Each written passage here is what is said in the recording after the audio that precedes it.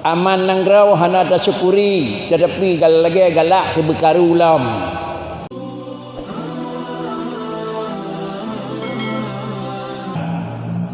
Malam yashkurin ni'ama, samantang yang hana disyukuri nikmat, maka orang tersebut adalah sungguh mengajak kajime nikmat tersebut adalah ila zawaliha, kena pinah. Nikmat Allah sehat hana tersyukuri, lagi-lagi sehatnya katame kena tarik balik nak sakit. Kaya kan bila Tuhan, kayanya hana tersyukuri, lagi-lagi tak mai balik, kayanya bawa miskin balik. Raya yang kana hana tersyukuri, lalu kemudian bagaimana cara? Lagi-lagi kata gelak tu bawa ubud saud. Aman nang rau hana tersyukuri, tetapi kalau lagi galak ke bekaru lam. Lalu kemudian tenang yang kana hana yum, lagi-lagi galak tu berhana gad lam laku. Ini makna haji, makna maka sungguh diajak kepada untuk menghilangkan nikmat yang kana. Tetapi waman syakaraha faqad aqada bi'aqaiha. Sawa yang tem syukur nikmat, lagi-lagi kadikat dengan ikatan-ikatan. Orang yang syukur nikmat lagi umpama lemau kata gelang pating kata pasal orang uga. Lemau yang kata ikat dengan talau, lagi-lagi hajak li hal lain dan secara biasa hana gada. Jamaah yang terhormat, bahasa agak mudah, lalu pengertian bagaimana? Kiban syukur, bahasa syukur yang biasa, biasa tak maklumi dan biasa pula tak dengar.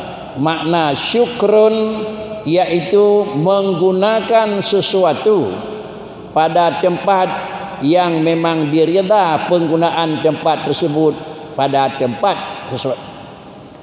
Nikmat Allah yang kan Nabi bak katanya tak gunakan bak tempat yang khuliqalah. Ne pejit alam li Allah Taala, ne pejit mata bak manusia. Ne pejit benda yang hanadih li Allah Taala, ne pedih mata hati li Tuhan. Karenanya kepada manusia dua buah alat dijuk oleh Allah. Yang pertama adalah alat basar, mata, dan yang kedua ainul basirah, iaitu sinar hati. Kedua pun pegat oleh Tuhan bak manusia karena manusia punya taklif, dikarenakan karena adalah barang yang dipejit oleh Tuhan na dua macam. Na sama macam dipegat oleh Allah Taala hisi, dan na yang satu dipejit oleh Allah Taala adalah maknawi. Yang sama macam adalah nepejit oleh Tuhan dih da'u kiban, yang sama macam nepejit oleh Tuhan tatemu kiban aku. Artinya dih da'u leidanya kiban bos capli yang kadihnya nikmat hisi. Dih da'u kiban berat menyum keung bak caplinya nyo nikmat maknawi aku. Untuk memaklumi capli ngan mata ulaya, untuk memaklumi keung ngan mata hati aku. Sama dengan pemakna dengan mata ulaya. Orang yang normal mata ulaya diheu capli. Orang yang hana normal mata ulaya atau cit hana mata ulaya, hana lemah capli. Orang yang normal tubuh getemu keung. Gedanya yang hana normal ke kuang hana tetemu keung tu. Ante hana tetemu keung lagi ante hana capli. Apakah capli yang hana apa itanya thirau hana di? Keung hana atau lidah hidanya hai temu tu. Nyawa ke yang kira-kira mungkir manusia tidak ada. Lam dalail khairat, yaitu dalam kasidah burdah. Gedulih ente tuh dalih hujung dalam baca kasidah burdah.